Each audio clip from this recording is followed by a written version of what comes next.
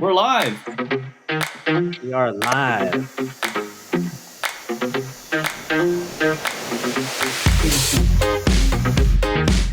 All right, guys. We are live with Matty Wong on episode 5. How are you doing, Matty?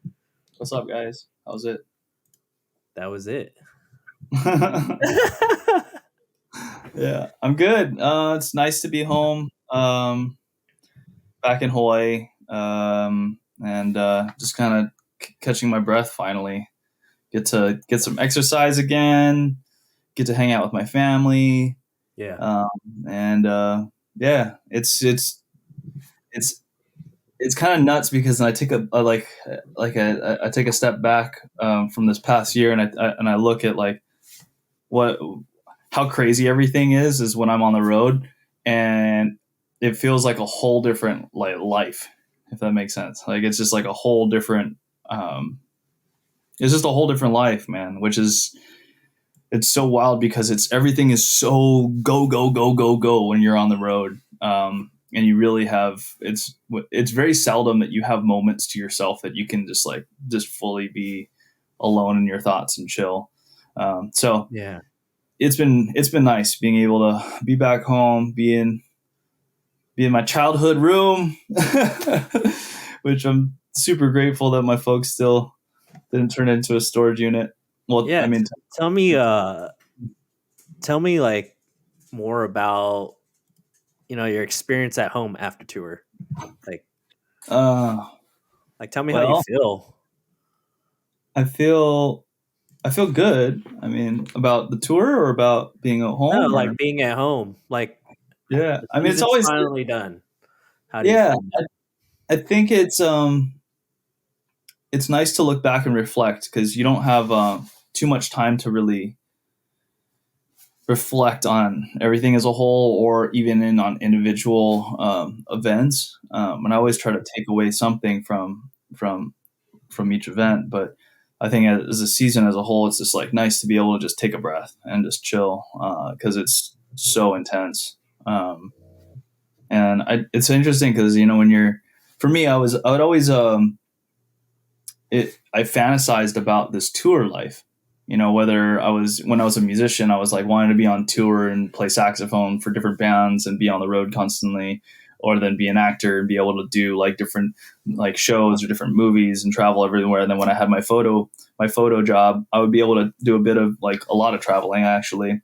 But then now being like on the Elite tour, being on the road full time, it's definitely intense. And I know it's kind of like it's something I talk about a lot, but I think it's something that it wasn't that apparent to me as I was like climbing through the ranks where it it's always interesting to like take a step back and like where you were before you got to the place that you're trying to get to and like what your mindset was like in looking for this thing that you're trying to obtain, right? And for me it was like how to find a professional job in the fishing space. Like how do I obtain this dream job? And for me it came now in the form of fishing the elites.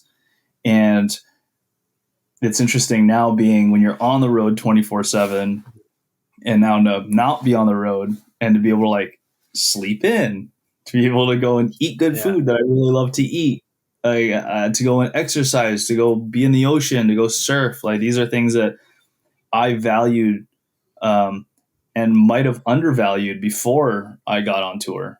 So it's nice to come back home and ground me back into a space where I know where my roots are and I know what makes me feel good at the core.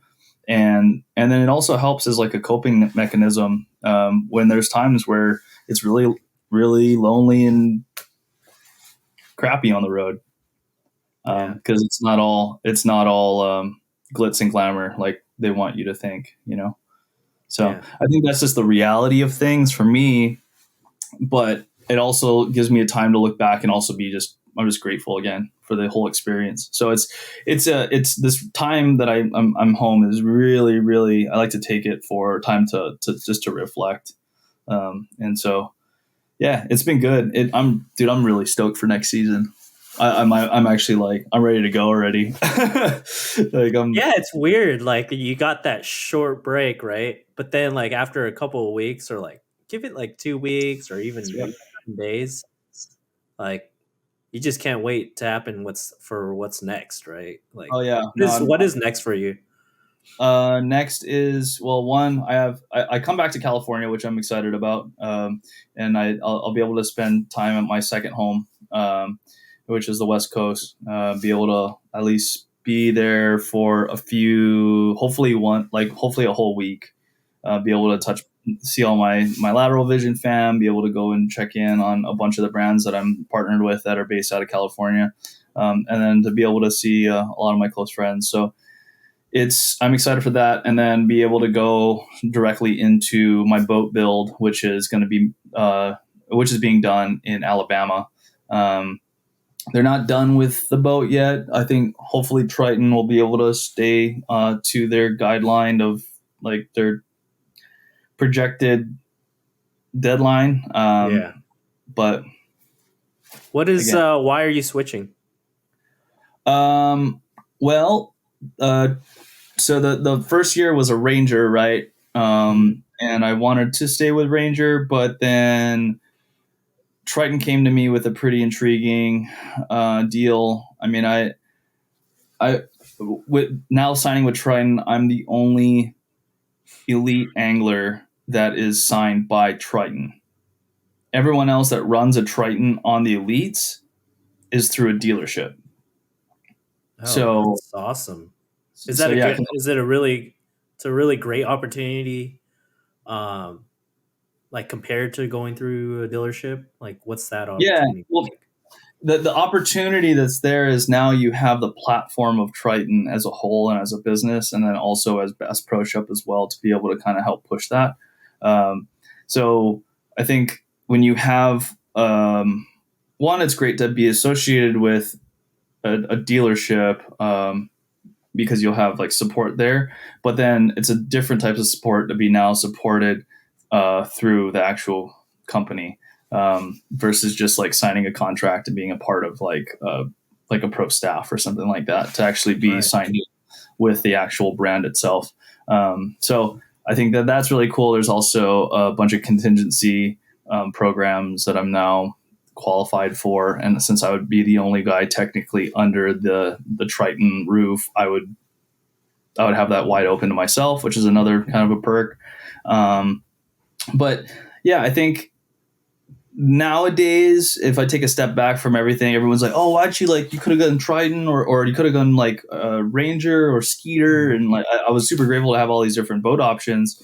But at the end of the day, you got to think about it like from a business standpoint of like where do you best leverage yourself or put yourself in a position to then move forward. Um, but yeah, just ended up with Triton. We'll see how they go this year. I think any new boat right now is a great boat. Um, Yep. any Yeah. $80,000 bass boat fully rigged Yeah. is a great boat, especially compared to what I'm like originally used to. So I mean, everything's an upgrade in my world. So it's again just being humbled that I even had offers from other companies, but I think the best and the most robust offer came from Triton, and so I'm excited to run their boat next year. That's awesome. So yeah, Happy for you, man. That's thanks. when you can have a brand that backs you up and having a brand directly back you up like that compared to, a dealership or a tackle store, small business. That's awesome. Yeah, And then you have to, it's not all rainbows and sunshine when it comes to being on tour, right?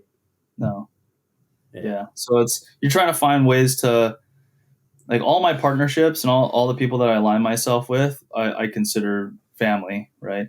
And Yeah. so for me, like lateral vision is a huge family to me. You know, Mhm. the guys over at Bass Tricks is a huge family to me. Sims, Olukai, Gamakatsu, Sunline. So everyone, and especially out on the road, it's like the people that you associate with. Um, And so for me, to be able to like set up my team or my family the best while I'm on the road just makes me feel more at home.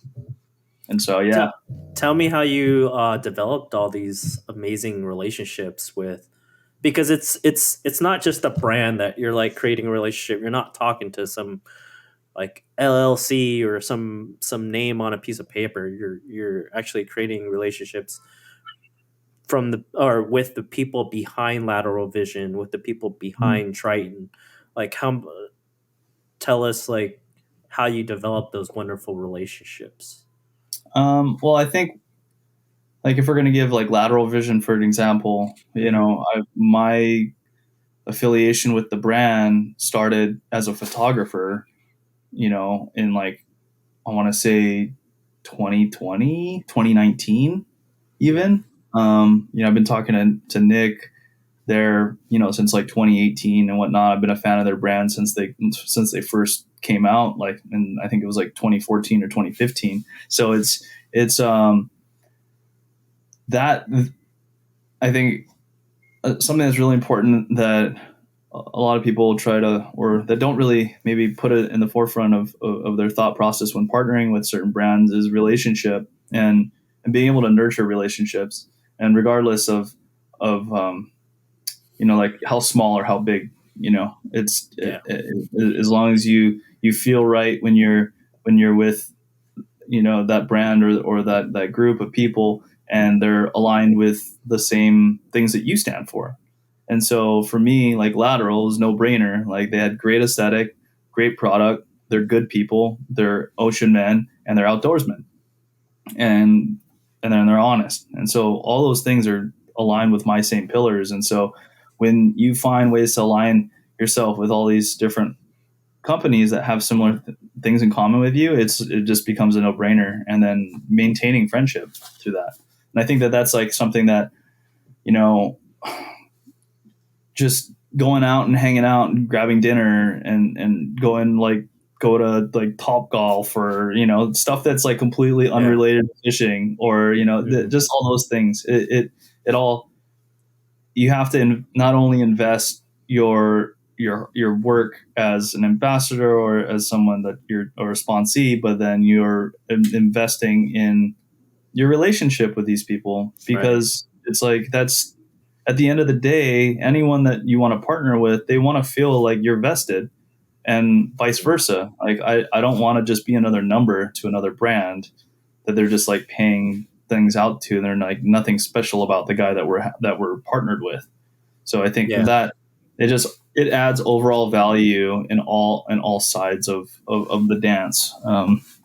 But yeah, I'm super grateful. I mean, Sunline, for example, like it was like all, I think the way that I was able to hit the ground and go was, one, through great mentorship that I had through a financial advisor who was in my club at Ventura County Bass Club. Um, and he was a huge help in creating a um, uh, a framework of which I can go to certain brands because of my unique story. Secondly, was pre-existing connections that I've had with a lot of these different brands through over the years, and then also from other people in the industry that have just reached out to me on like cold calls, but then also following up with those. And it's I think that's with a combination of all these different things, it was like a perfect storm to be able to go and get funding and to get new partnerships and whatnot. So yeah, it's neat. It's good stuff. Yeah. What's next in terms of working with Lateral Vision when you come back in California? What are you guys going to be doing? Any new products? Any new Yeah, apparel designs? yeah. I think well, this is it's still in the works, but they're I think they're going to expand to not only exclusive sales on website, but then they're going to actually go into distribution now That's through pretty cool. retail spaces. So I think that will just help grow the brand overall, which will be really great. And I still want to be able to bring it to Hawaii, but now I'm just doing it via satellite, which it's a little it's an organic way to grow, but it's also, I would want to be able to have more time to make that fully go. Hmm.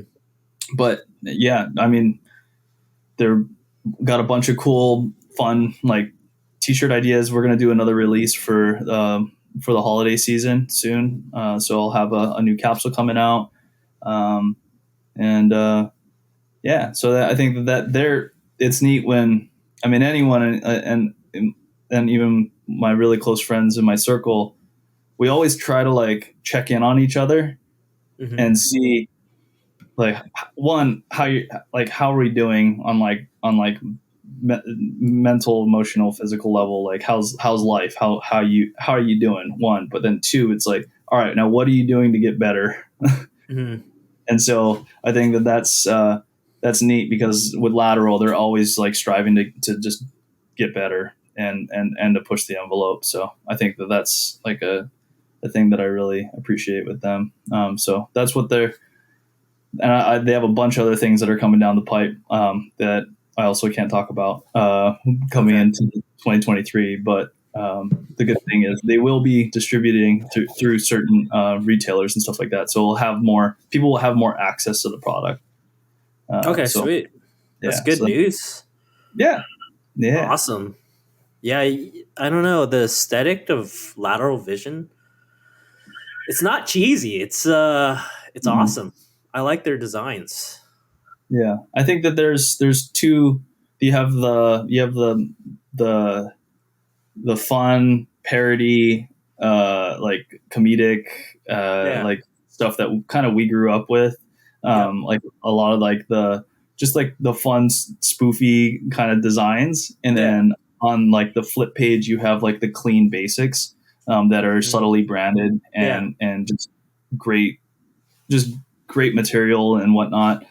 So it's a perfect blend of both worlds for me, because there's Mhm. certain shirts that I just absolutely love, and I wore like the Donkey Kong Bass one to the point where like Mhm. I had it for a few years. The thing was like falling apart, yeah, it's because I like would wear it so much, but Dude, all the way like down to tri blends. I love their shirts. I ordered the Matty Wong Aloha one, Oh, the like dude, light blue one, that and one's so it's my comfortable. favorite T-shirt. Yeah, and it feels like it's only gonna get better with age on those Oh yeah, T-shirts.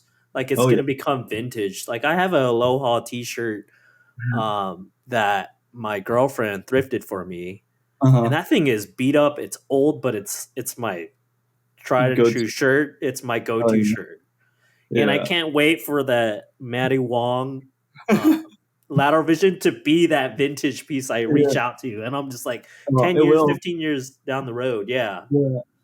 Oh And then no. if it finds its way to like Goodwill or something like that, someone will like pick it up and then be like sporting that out. It'd You be know, like, Dad. that would be awesome. Yeah, it's Yeah, always fun. It's all, and it's also super flattering too when it's something that you feel like you've been able to help with in the creation of. So I'm stoked that people that like yourself supporting the brand, supporting me. So thank you, yeah. dude. Shameless plug Yeah. www.lateralvision.com. Yeah. No, that's awesome, man. How about you? How's things going, man? We haven't chatted in a second.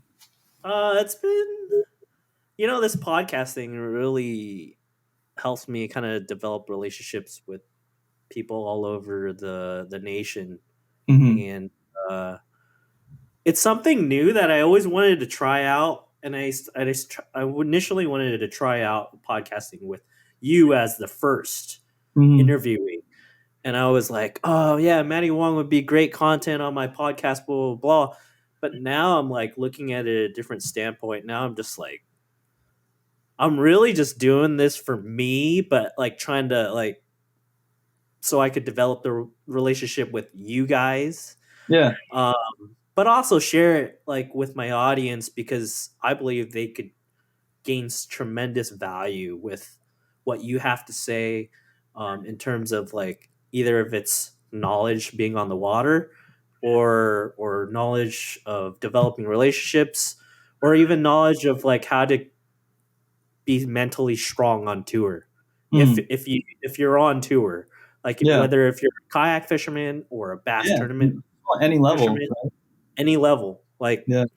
you could provide that value towards my audience, but Yeah.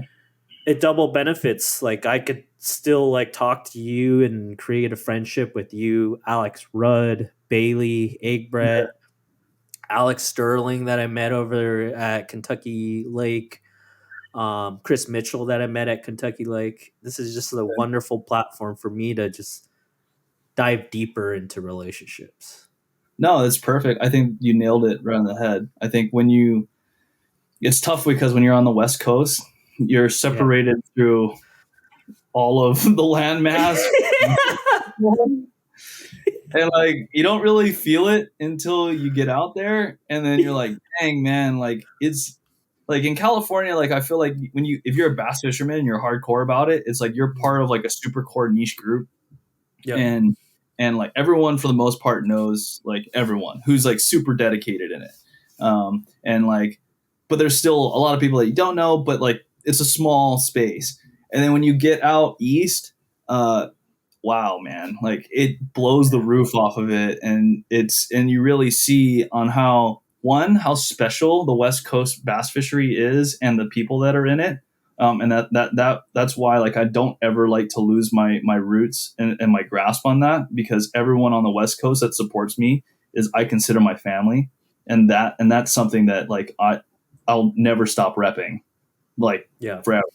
um, but then to be able to take those people and to be able to connect them with the people that now my new relationships and the new friendships that I have in the rest of the bass world out east, it whenever I can help whenever I can help someone meet and connect with someone else who has the same amount of passion or like a similar space, and it that I just get excited about it, because it's like whenever I can help a friend uh, be able to level up in whatever the way that they can level up, and in turn it inspires me to keep working harder as well. So I think that's that's the unique thing about the fishing industry, and why I said it on the last podcast I talked on, was like now I feel like I've found my people. Like Yeah. I found my group and I found the industry I want to be working in, and now I just need to find a way to just uh, keep making it profitable.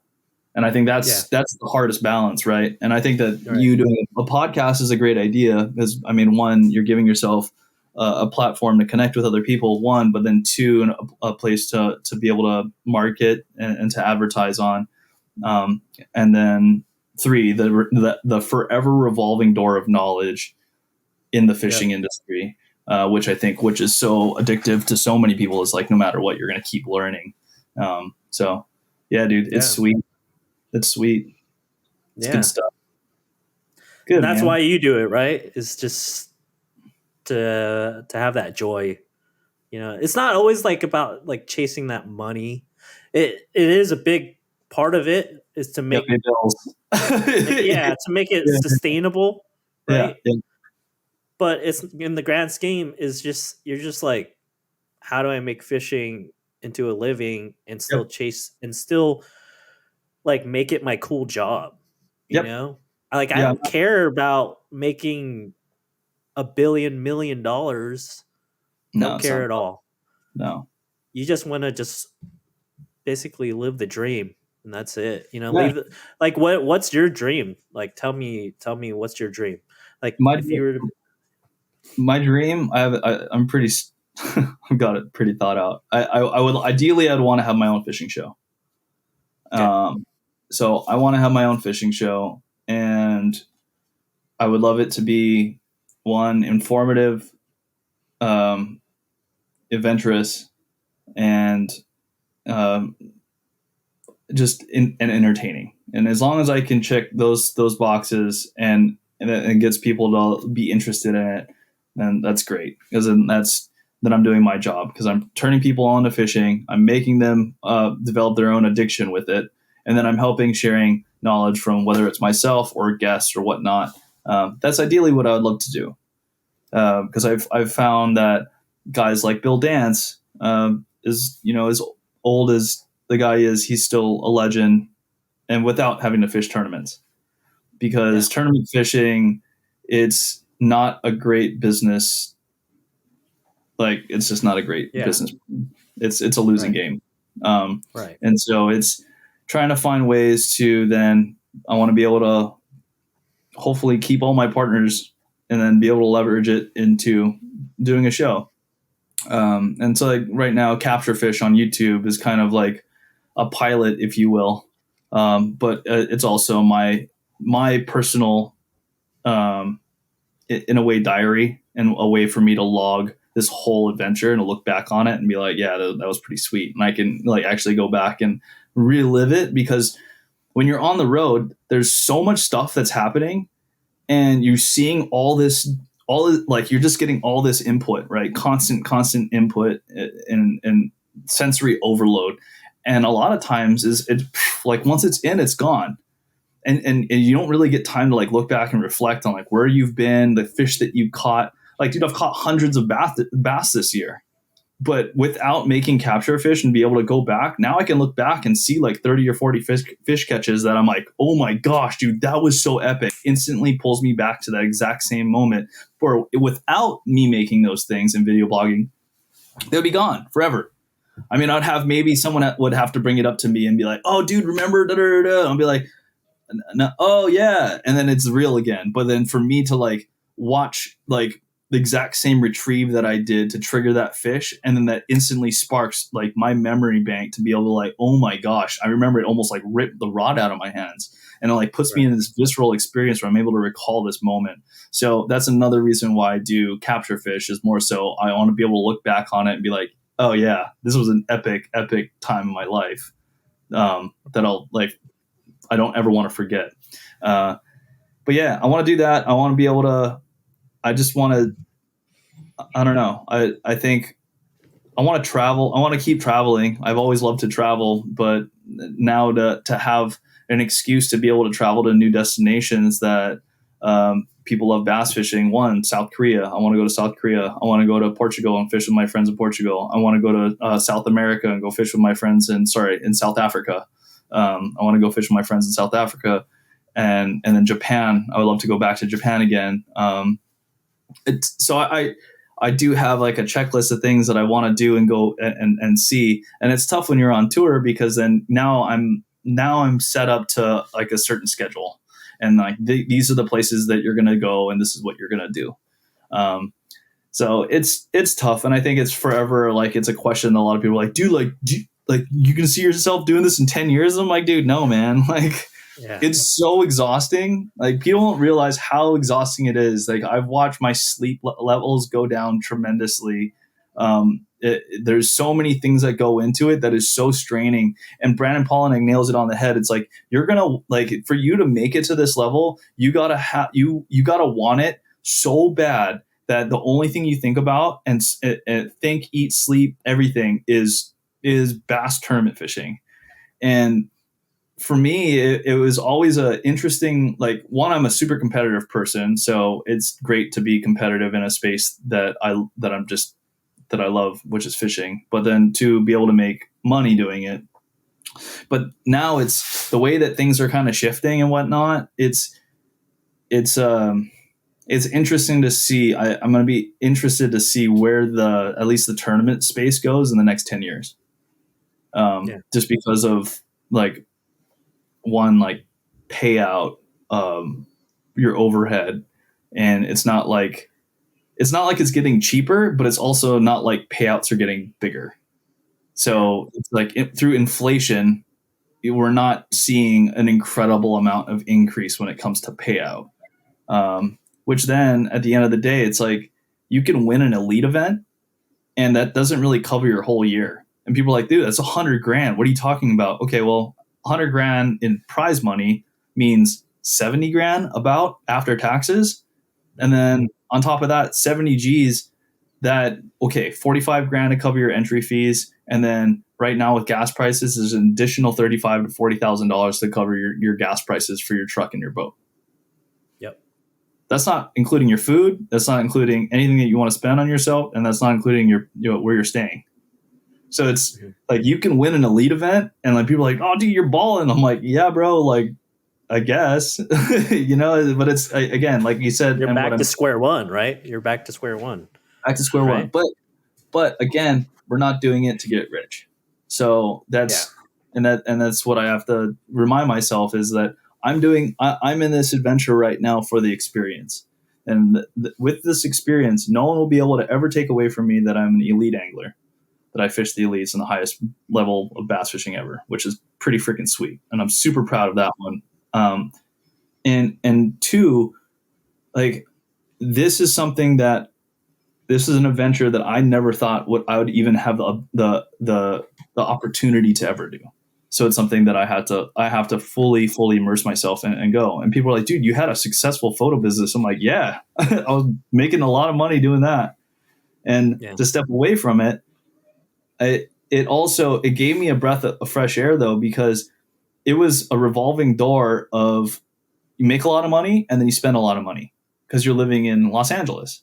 And I mean, Right. you work in the industry, and Yeah, you're probably going to Koreatown and splurging on makgeolli and yeah, and Kanghodong, and yeah, you're spending all your money on buying bottles of soju with your friends because it's the only time exactly. hang out with everyone, which is Yeah. tough because it's like that's something that like here I can go to the beach and I can have like 7, 8 of my friends behind like the back of a truck and everyone could be there relatively within like 5 to 10 minutes and like everyone's hanging out at the same beach and like catching up over a 6 pack versus having to drive to like downtown Koreatown, spend $20 to find parking and then another $100 after you're dragging your feet out, trying to hold your head up from all the soju and Korean barbecue that you've eaten. But Exactly. don't get me wrong, I definitely miss those things. But it's like it's that was I realized how much money I was spending in 2017. I spent $17,000 in 1 year eating out, and so for myself for 2018, I was like, I'm gonna put like this is gonna be my new benchmark. Is I want to start cooking. I want to take that 17 and bank it away.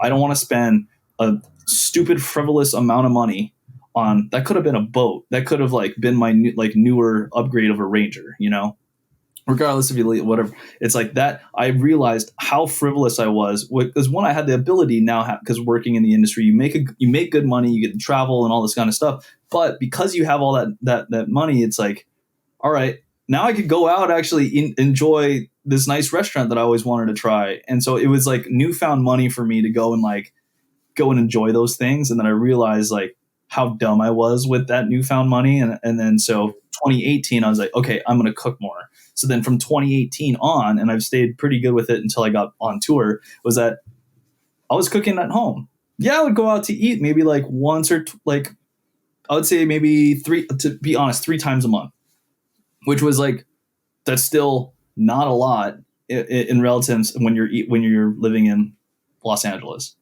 I was doing a lot of meal prep. I was cooking. And I was saving a ton of money. And then COVID hit, so it was like all that savings that I had like gone. So it's yeah, Wow. yeah. So Yeah, like was that a huge gamble for you going to the Elite Series? Like tell me yeah, about that. Like for sure. are you dumping a lot of your savings? Oh, Uh well, okay. Well, the gamble. No. So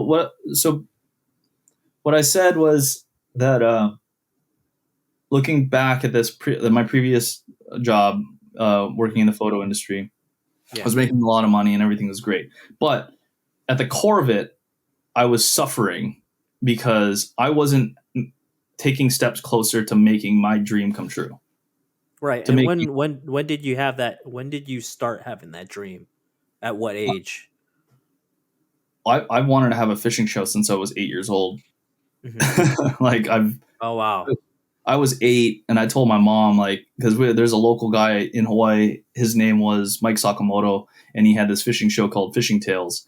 And I thought, how cool of a job that you can have that you get to go fishing, talk about what you're doing and the people that you're doing it with, and then to be able to just have different adventures around different places. And this show was just based in Hawaii, but it was enough where every single weekend my dad and I would sit down and watch it. So maybe that's a part of the thing as well, because I like attached that moment with my like hanging out with my dad and like being glued in front of the TV and watching a show. But ever since I was a little kid, it's always something that I've always like strived to do. And then when I got a little bit older and we started freshwater fishing at Lake Wilson, I saw I would watch the classic on TV, and then I got VHSs of like Bill Dance, Roland Martin, Jimmy Houston, and watched that. And then that enthralled me even more into filmmaking.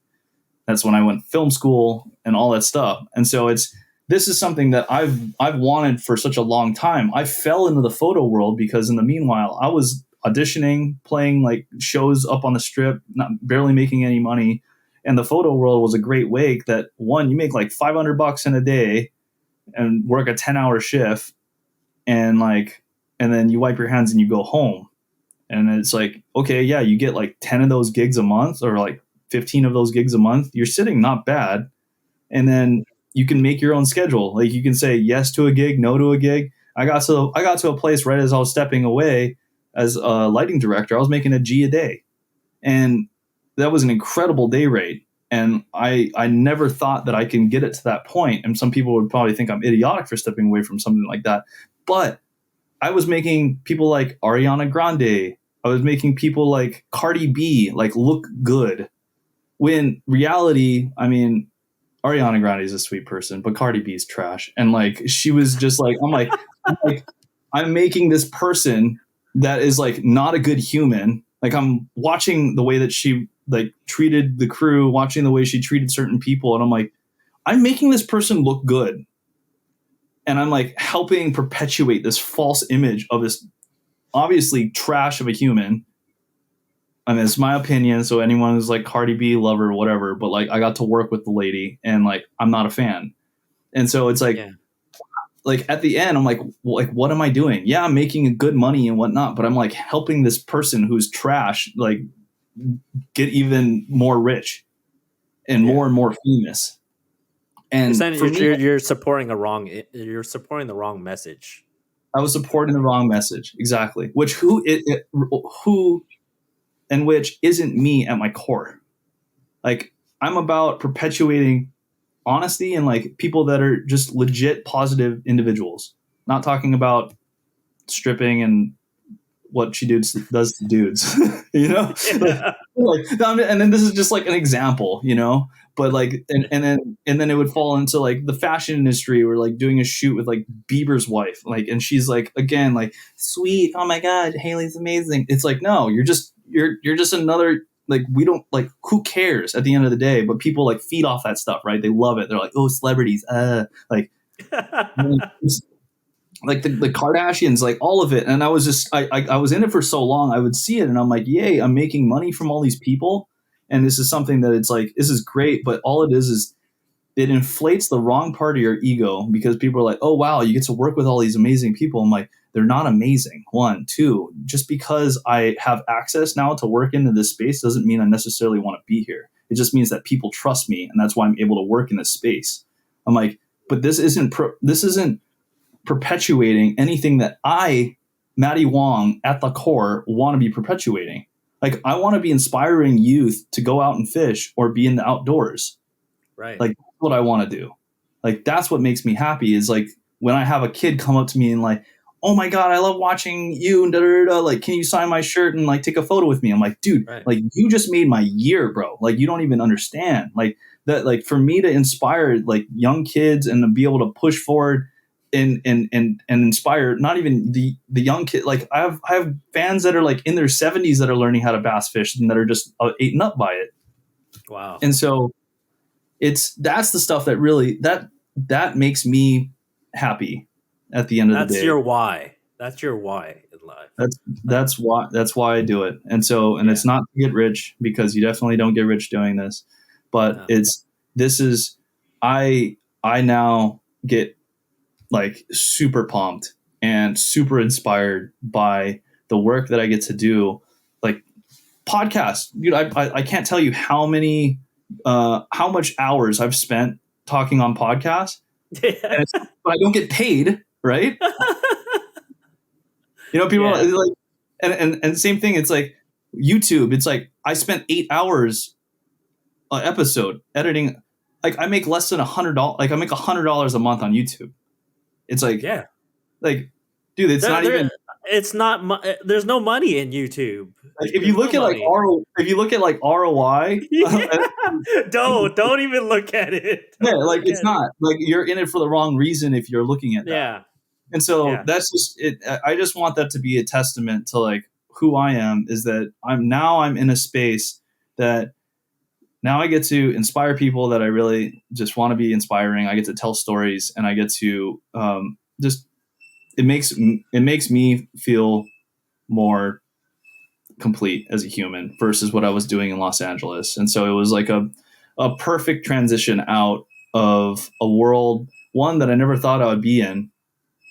Like if you would have asked me in 2013 that I would end up working in photo and traveling around doing that, I would be like, what? Like that's not the reason why you moved to LA. But it was for me just being open to opportunities. And so I think there's times that you're going to be doing stuff that you don't want to be doing, but also know that it's like you're learning something in that moment. And when the opportunity comes or presents itself for something bigger and that pushes you closer to something that you really want to be doing, then it's up to you to step through that door in that moment. So Yeah. Seize the moment. gotta seize it, dude. Yep. Life's too. So yeah. So we've been on this podcast for what, 42 minutes. Uh.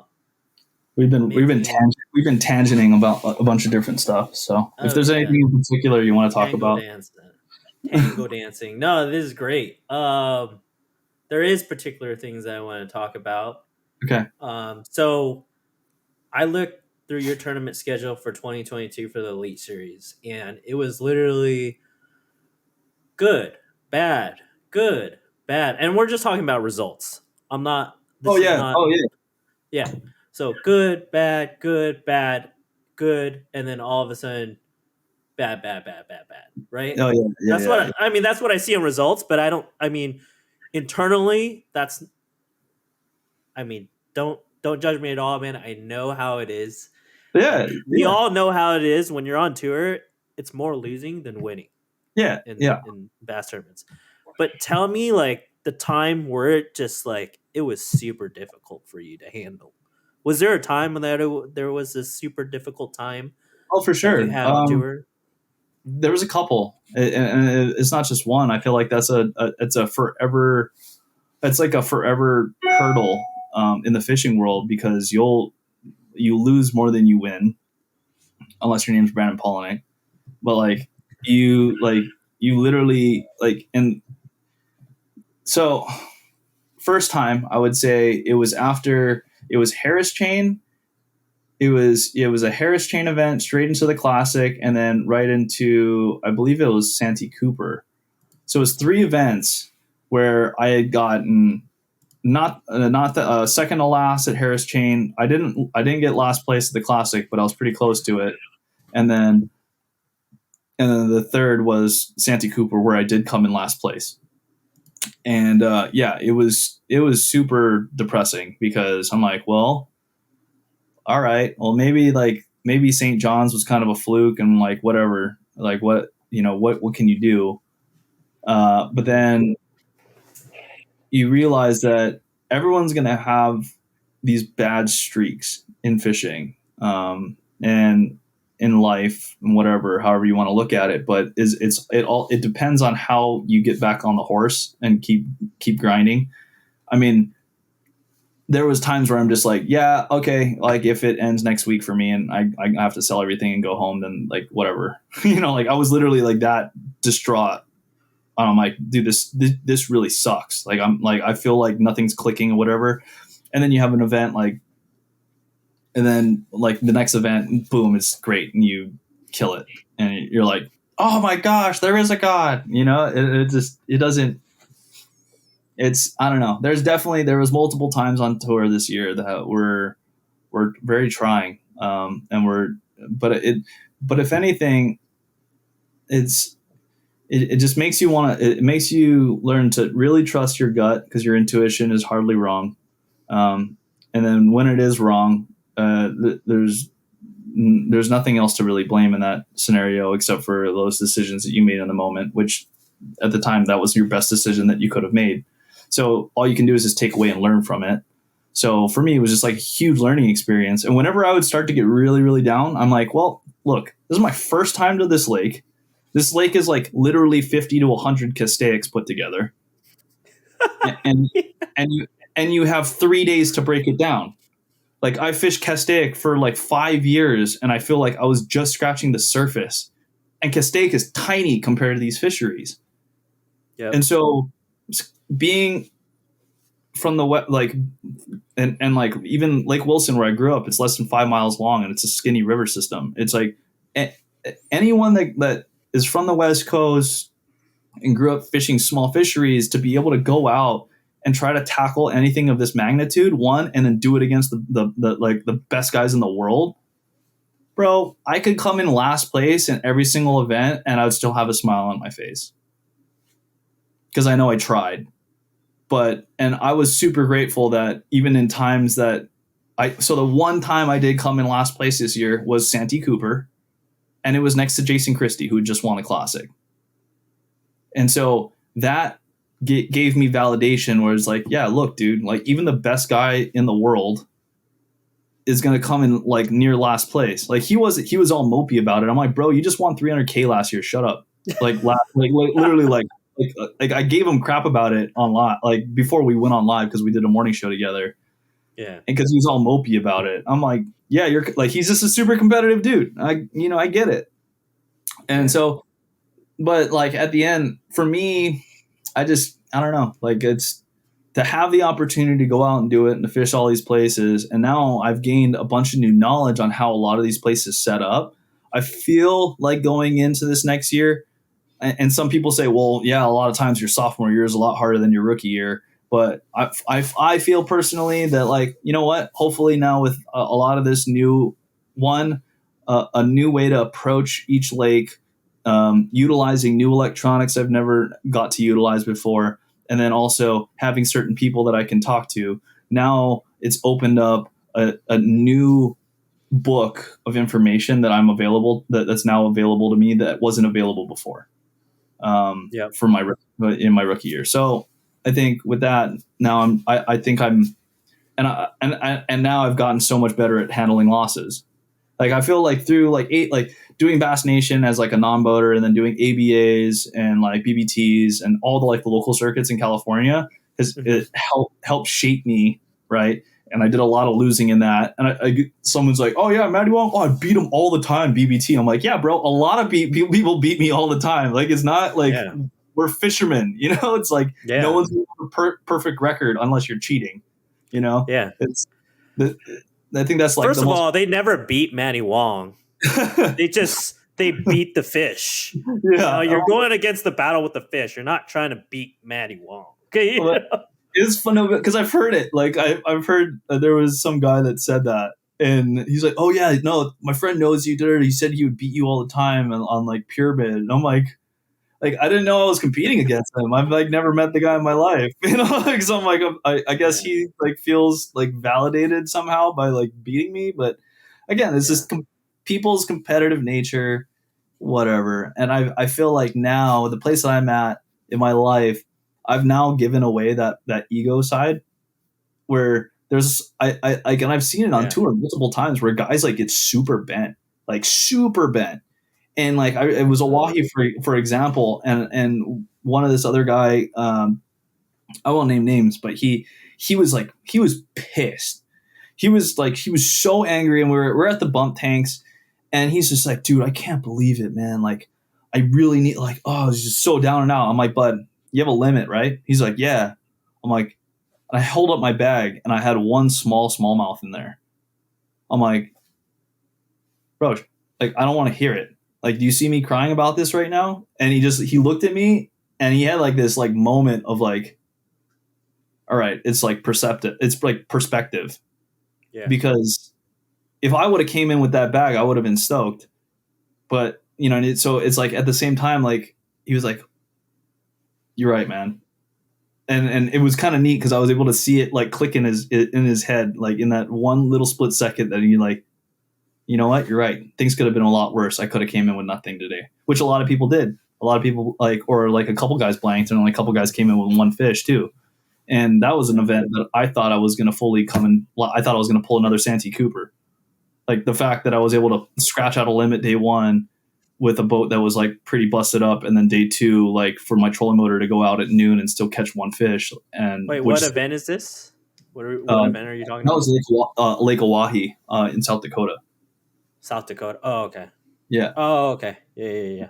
So it's like the fact that I didn't even like that I beat like a handful of guys like blows my mind because I'm like, dude, I was if there was a drain the lake statistic for who to be losing that event, that would have been me because the amount of crap that I went through that week was just next level. It That's was kind of crazy. Like someone caught 5 fish. You said caught a limit and was complaining at the Elite Series oh yeah, bait tank. yeah. Oh, just Wow, was just like basically like cursing his fish. I'm like, bro, really? yeah, like, and I'm like, and that's the thing where like and that's the thing that's frustrating to me because a lot of guys that maybe that have been doing it for a few years and they've been on tour for like let's say 4 or 5 years now, they're now become jaded to the fact that they're an elite angler and that they feel like that's like oh dude like they just now have a chip, right? And it's like dude, no man, like we're all human, like it's still like and so there's certain guys that are really really good at taking losses and really understand the whole process of it, and then other guys are so horrible at losing that as soon as like they lose or something like that, they're gone. They're not even gone out of the lake, they're like packed up and they're out of town, they don't even hang out. Like if I can Yeah. hang till the Sunday and I don't have to be at a certain place for for a sponsor obligation, I'm there. Like I want to go and congratulate the guy who won it because like I know how much work goes into winning one, or I'm because I've never won one, but I'm like I can only imagine because of how like just for me to even win the nationals, like I was like I know how much work they went into doing that. So imagine doing that on the elite level. And even if the guys won one before, I still want to congratulate them because it's like that's the most elated you'll ever feel in the tournament bass fishing world is when you win. And when you win, that's the feeling that we all are driven by And we as got to support each other too. without as tournament anglers, exactly. And there's Yeah. community, and without supporting each other, it's like why you do it? Like, are you're just so Yeah. selfish and like intertwined in like Right. your own stuff? Like for me, it's like, dude, if any of my homies like place in the top five, I'm like, yo, bro, freaking good job. like I Yeah. Let's go. like yeah, exactly. Like I'm stoked for everyone who does well.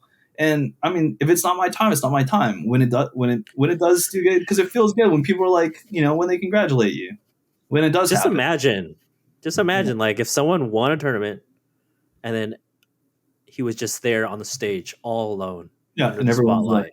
yeah, everyone's Everybody's like, gone. yeah, oh Miserable, yeah, lost at home. You know, oh yeah. That there would was be no sport. Like, oh what's the yeah yeah. So I think that's I don't know. I think that's something that I think about, and I don't want to lose sight of that because of just one having the opportunity to do what I'm doing, one, and then two that to never let your ego get ahead of you. yeah I think it's healthy to be competitive and it's healthy to want to win, but it's not healthy to be a bad loser and to yeah like to let it get personal. And as soon as it gets yeah personal, that's when it's like you lose track of all of it. yeah. Um, but No, I that's mean, really good advice, man. Because I lost. I was a bad loser. I gotta say at my last TOC. oh That's yeah, pretty bad. But I try to stick it through during awards, yeah. and I congratulated Damien Tao. I don't know if you know who Damien Tao I know is. Damien. Yeah, dude, Yeah, he's a hell of a stick. And yeah. then Matthew Brannon. Uh, I lost a fish, a 12-inch fish that I would have won a $5,000, $6,000 Hobie. Um, so like I was emotional because of that. Yeah, I was yeah. like literally sad. It was that one fish that flopped off my boat. Oh, Like I already had it in my boat. It yeah. flopped off my boat, and I took a screenshot of the 12-inch fish. It hit 12 and a quarter or something like that, and that would have put me in fourth place or third place to win a boat. And I only had four fish that day. But like now that I thought, I'm stepping away from like now that it's off season. I'm just like, damn, I learned a lot more during off season than I've learned during the tournament series because Yeah, there's so well, much emotions that are going through yeah, you're locked during the in. tournament season. I'm locked in.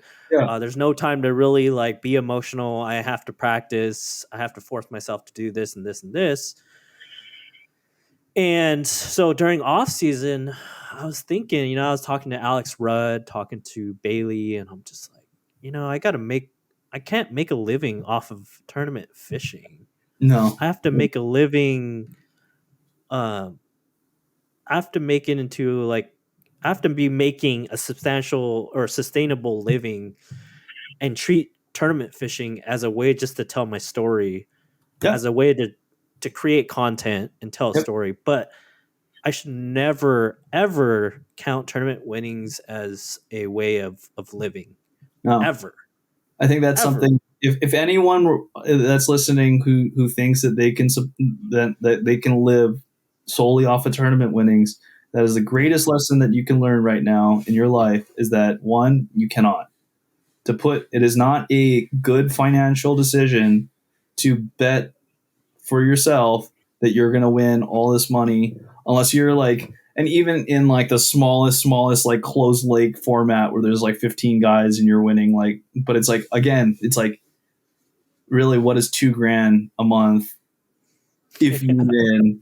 Yeah. Like, what is that? And then like, what is that going to do for you in like 5 years? Or what is that going to do for you in like even, like, I don't know. It's not. I think the way you put it is perfect. It's a platform to tell a story and to be able to bring your supporters along on an adventure that you're emotionally vested. And I think that's the important part. Is like you're emotionally vested because you want your guy to win. And I think that's really cool and unique in the tournament sense, because I'm always going to root for like the guy that I'm watching and whatnot. And uh, that's a great way to like, you're telling a story, but then to be able to like, I don't know, I think to meet other people and to be able to talk about it, reflect, everyone can learn during a tournament. And if you were to win or cash a check, it's like all that's bonus. And so for me, I make Right. my living from sponsorships. And like anything that if I like the whatever, I don't know, Bassmaster says for what I grossed, like for winning wise, I think it's like I think it's like 40 or 40 50 something, 40 for something. 2022. And that's Yeah. and that's all bonus. That's all savings. So it's like, Right. I don't ever want to rely on anything like that as like, oh, I need to pay, insurance with, it's like that. I feel like everything, the way that I set my business up now is like with the support of my sponsorships, I'm able to do all the things that I want to do. That way I'm not losing any money when I'm getting to like hang out with my friends back home in Hawaii, because I'm still able to, I still have all of my partnerships in place that I'm getting paid through off season. And technically it's like I'm off tournaments, but I'm still wanting to create content for all my partners while I'm off season. And so I'm still doing the YouTube thing, and whenever I can get out there and like do some fun stuff on like the Instagram story or whatever. Right. But I think it's, yeah, no, you nailed it, man. It's finding a way to stay one, relevant in the fishing industry, and to stay active in it, because as soon as you're no longer active in it, that's when like out of sight out of mind kind of a deal. And I Yeah. think that that's tough because you need to find a way to balance it, but you also need to be able to pay bills. And I think everyone or who's gone into the rabbit hole of tournament fishing, you realize that like eventually the funds are going to run out if you're just trying to like take your winnings and then throw it into like more, like it's just not a good like soundproof business plan. Not to say that a couple people are like successful at doing it, because there's a couple guys that like, I mean, Dominic's like, or sorry, Damien, my bad, Damien Tao. Damien. But like, Or what's his name? DC Wheeler or something like that, or Jacob Wheeler or something. yeah, like, well, DC, like some of those guys, but like, I think, I don't know, a lot of those guys, there's also other stuff that's being fed into it that they're not having to like really live off of tournament winnings. They're like, that's all bonus for them as well. So Oh, okay. I don't even think that I think it's I don't know. It's an interesting game, man. Yeah. It's an interesting game, but I think there's ways to make it regardless, and I think if being able to do it like the podcast thing, since there is like a space now where that's more and more people are listening to podcasts, and then the YouTube, there's ways of making it, but you got to also understand of like where you're going into it. I think products is another good way. I mean, people like fishermen, like you constantly want to buy stuff, and like, Yeah. Constantly, like there's always that search. You go on YouTube and you're like, what's the best baits to throw during February? What's the best yeah, baits to throw during December, and et cetera, right? So, yeah, last question I want to leave my audience with is: you won the TNT Bass Nation. It pays for 2 years, right? For doesn't pay your for 2 year, years. it doesn't No, for your entry fee. nope, Also, next year is that out of pocket? 100%. But the first year, it Nope, pays for pays no. for it pays for $15,000 worth. So I still had to come out of pocket 30 grand. Oh, Yeah, okay. So like next year's that 15 grand is gone. gone. Yeah, the So only this thing that is the only thing that carried over from the TNT thing is my eligibility to fish the elites, but oh wow. no money support from them whatsoever. So if I don't have the support of my sponsors, then I yeah, it's then no bueno. What's the biggest why would you say, or the reason? So now that you have everything paid for, in terms of not everything paid for, but now that you have the support to fish through the Elite Series this coming up 2023, what would be the biggest reason why you would continue finishing the Elite Series in 2024 if you do plan on fishing it? Yeah, Because your main story is to create your fishing show. yeah, but If you do fish the Elite Series. I want to keep requalifying for the elites as long as I can keep requalifying for it. Mm-hmm. So like if that means the next like 3 or 4 years, then that means the next 3 or 4 years. It is so competitive. Like the level of which these anglers are operating at is so mind blowing that until you fish against these guys, it's like I don't know. It's hard. It's really hard to put it into words unless you're like really there and you see how all these guys, like the accuracy of their casts, the accuracy of like being able to utilize electronics, like everything, and then also their way that they're able to break down lakes, and then their history. And I mean, that's mostly that's a huge part of it too. Is like their history on all these lakes. Is that it is so competitive that to even requalify is like a mountain feat in itself. And people are like, well, dude, you just got to get like the top 85 or something like that. I'm like, all right, dude, good luck. Like, Yeah. a lot easier said than done. Because it's when you think that you have a great day, that's one day. You got to do it for 4. And to win an event, like you literally need to be on something so special.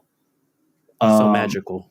So like magical, and everything needs to go your way, and you have to, and then there's a lot of luck that's involved in too when it comes to those things. Like guys will tell you, it's like, dude, if it wasn't for like Jason Christie when he won was it Chickamauga, he's like, dude, if it wasn't for that fog, I wouldn't have stopped in on that one stretch and I caught 15 pounds or whatever it was. Like literally, if it wasn't for the fog that rolled in, he wouldn't have won that event. Right. If the sun decided to stay out the whole entire time, no fog rolled up, that bite would have never happened, right? He wouldn't have stopped on that thing because he couldn't, because Yeah. he's like, oh, I can't see anymore. I'm gonna just pull over here. Oh. Like So he pulled. it wasn't the fact of he was fishing the conditions. He was No, literally it was a variable that stopped him from moving. from stopped him So from he moving. Yeah. wow. So he pulled in, and because he knew that like a couple hundred yards up was like a spot that he had fished like previous years, and but he couldn't see anything. So he's just like, oh, I want to pull over here and I'm gonna fish. And like that decision Wow. itself, like basically he won the event. And Wow. so it's those little moments that all like line up that you're able to like for when I want to watch a top, it's like I I figured out the pattern and I figured out what I needed to do. But like one of my key fish, I looked around the corner and it's something I never fished before, and I saw that stretch and it was like a beam of light was hitting it, and like and it just said like come fish me. Like literally, I was just like I was just like, and I'm like, oh, okay, and I just drove up to it, fished it, about a 3.5 pounder. Like Oh my it was gosh. like And those things. did that 3.5 pounder make a difference from you winning? Oh yeah, if it wasn't for that 3.5 pounder, I would have lost. Wow. Every single fish that I caught in that event counted, all the way down to like the pound and a well, because I forgot how much I ended up winning by. I think it was a It, couple. I think it was a couple pounds, but okay, so it wasn't like a huge margin. it wasn't by ounces, but like like that. But catching that one fish, that one 3.5 pounder, if I didn't have that fish, I wouldn't have like I Finished. would have probably Or, came in second. oh wow. Yeah, Dude, but that just goes to tell everybody like as a YouTuber as capture fish, you're pretty much not you're pretty much telling the story how it is, like how magical stories can be. And it's not always we're the best fishermen on the water based on our results. It's sometimes, hey, I just want to be a storyteller and I want to share you what magically happens during my fishing trip. oh, for Right? sure. Dude, and every single, even though like I don't have a good finish or something, sometimes it completely reflects in my video and sometimes it doesn't. I mean, for example, the last one I did, or the previous to the last, was Mississippi. I think I got 12 bass, and if I would have weighed those 12 bass, they would probably like came out to like 12 pounds, but they were all shorts. Yeah. They were all right there. And like I was Right. literally dumping away 2 pounders that were, I'm like, dude, you're not 14 inches. Like I want to throw my head through the roof, like, or whatever. I Yeah. think either 14 or 15, but it was, and then and then Pickwick, like the whole lightning ordeal that I dealt with there. Like there's so many things, so many elements and factors that go into a tournament day that like, you're like, bro, like how, like it is such it's a crazy thing to try to bet on, um, but it's a great way to tell a story, Yeah. and a great way to like bring someone along on an adventure. So I think that's why I always try to, whenever, I'm grateful that I was able to hit a live camera in my boat 3 times this year, and with that I was able to educate, or to be able to talk about a certain technique, like on Chickamauga was talking about glide baiting and like what's my 2 cents on being able to throw a glide bait effectively during a tournament. Mhm. And I had a like, it was a ton of comments and people reaching out to me like, bro, like what you like, the knowledge you dropped during the bat, like, and they were just stoked on it. And I was like, sweet, my job's done. Like I was able to, one, either gain a fan or gain someone else that does like, that now is intrigued, regardless of how I finish, they're now a fan of mine because of something that they've either learned or something that they walk through and experience with me.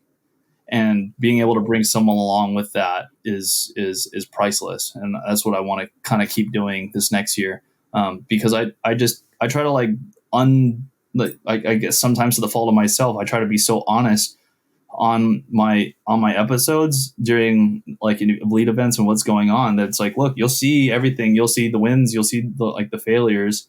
Like I try to put it all in there, and that way it's like people that have always, because I'm not taking it for granted, because there's thousands and thousands and thousands of people that would love to be in my shoes.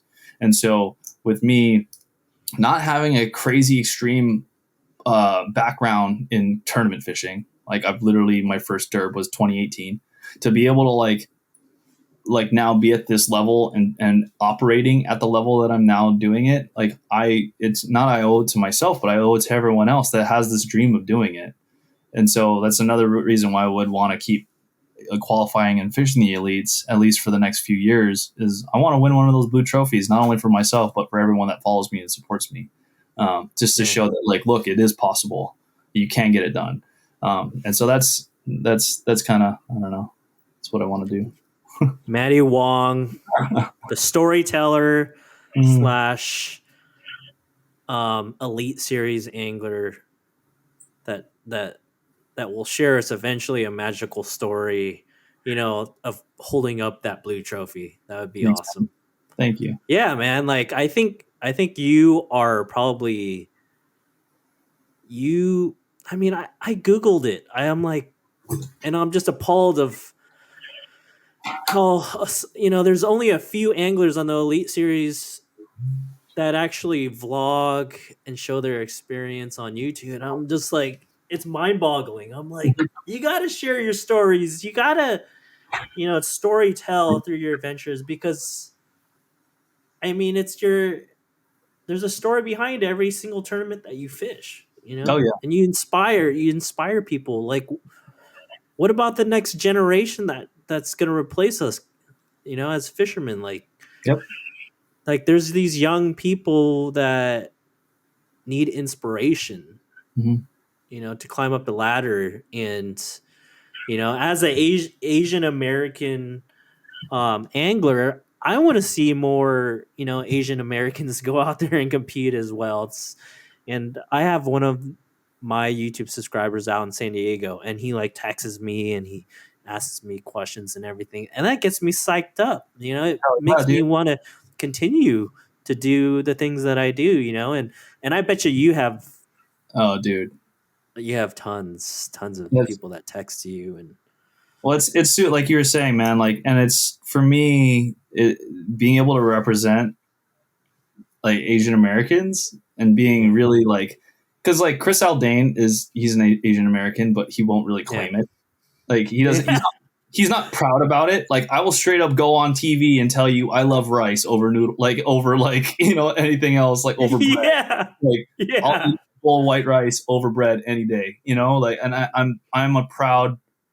I'm I'm loud and proud, bro. And so, but it's like for right, me to inspire other Asian Americans to be in a space that is predominantly white and to be able to like just to operate in it and like, look, man, like it's not a race thing.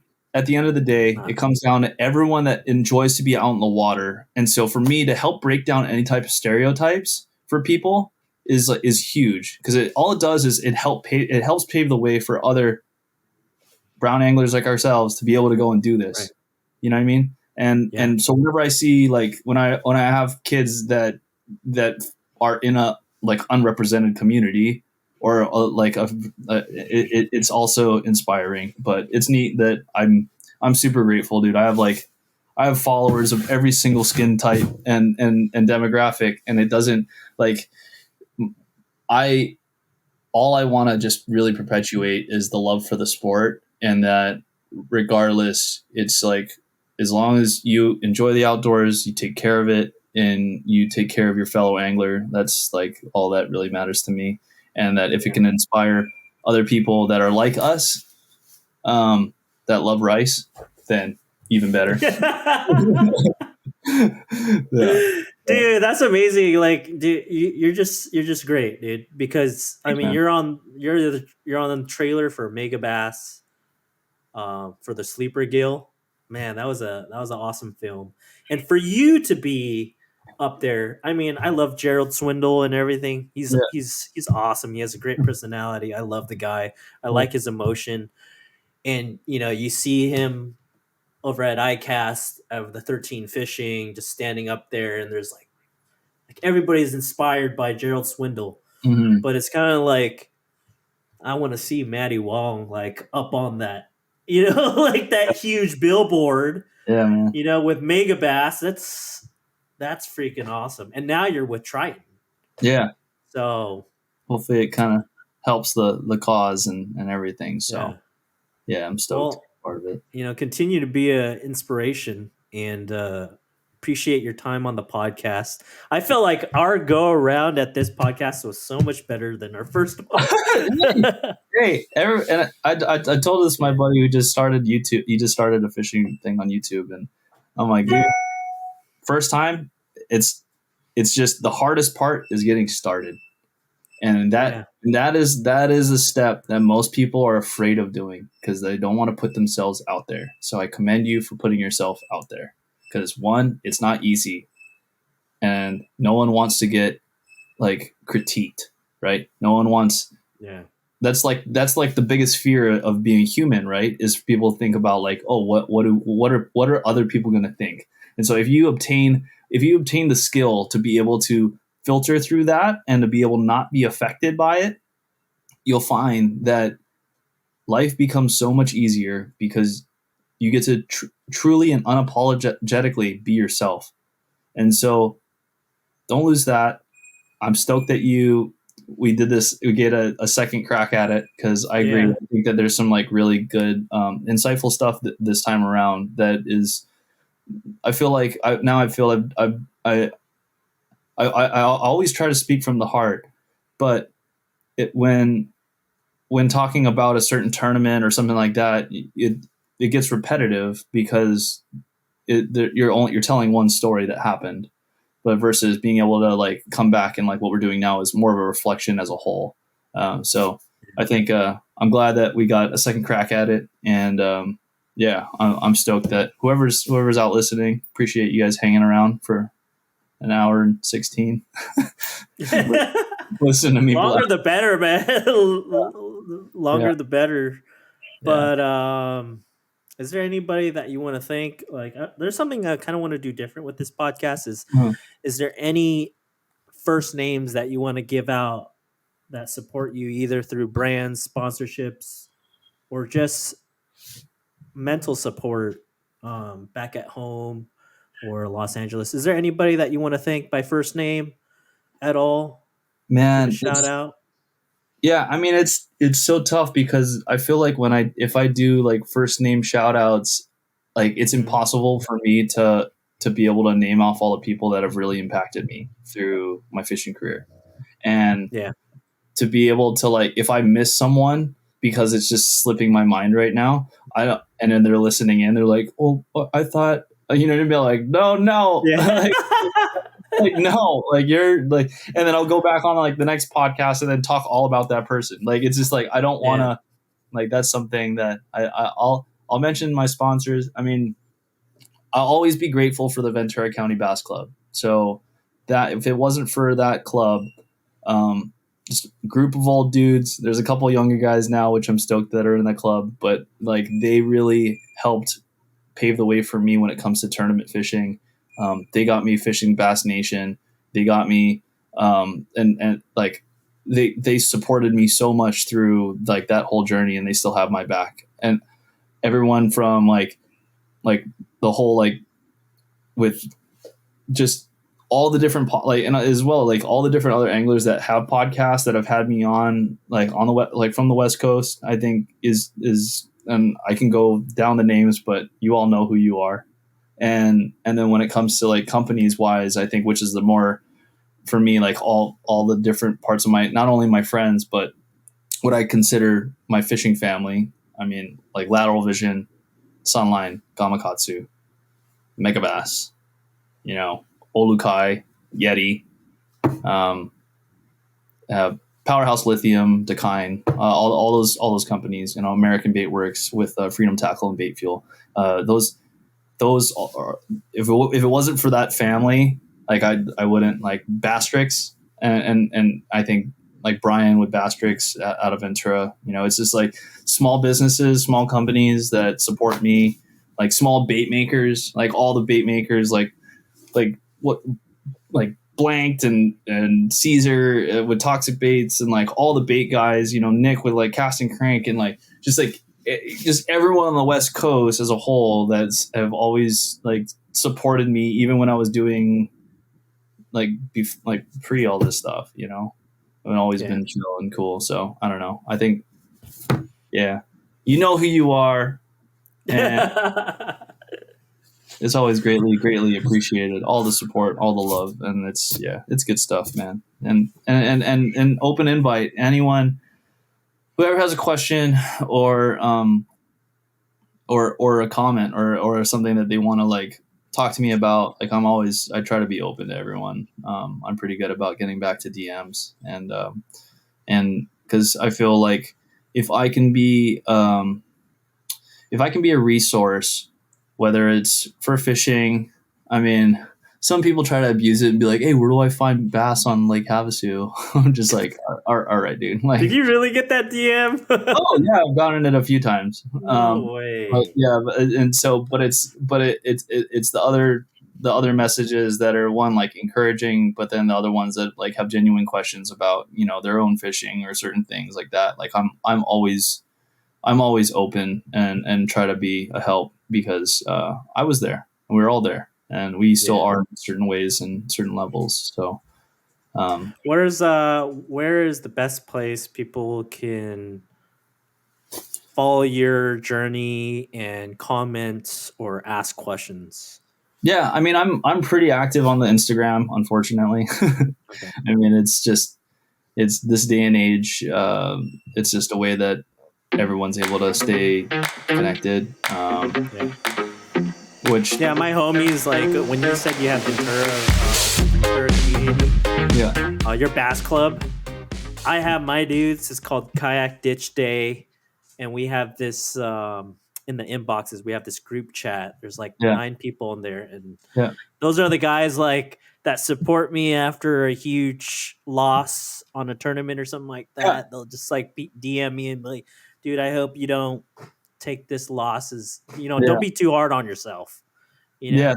that's good that you have those friends because I also have those friends that are like, "Yo, bro, you suck. You blew my." Whoa! Say it again. What No, happened? like, I have friends. I'll have friends that like really like beat me up. They'll like kick me in the nuts. They're like, "Well, don't suck as bad next tournament because like you were my part of my like fishing fantasy." But I think it's important too, right? Because it's like like we come from the generation of tough love, where it's like if your friends weren't Yeah. being dicks to you, then like they weren't really your friends, and so. Yeah. I think it's important that you have people that genuinely care about you, and then also going to give you a hard time when you need it. But it's always good about keeping your ego in check. But yeah, that's super key that you have like a support group, and everyone should, and to be able to go and lean back on people that will not only bring you up when you're feeling down in the dumps, but then to celebrate you when you do something pretty epic, and that's when.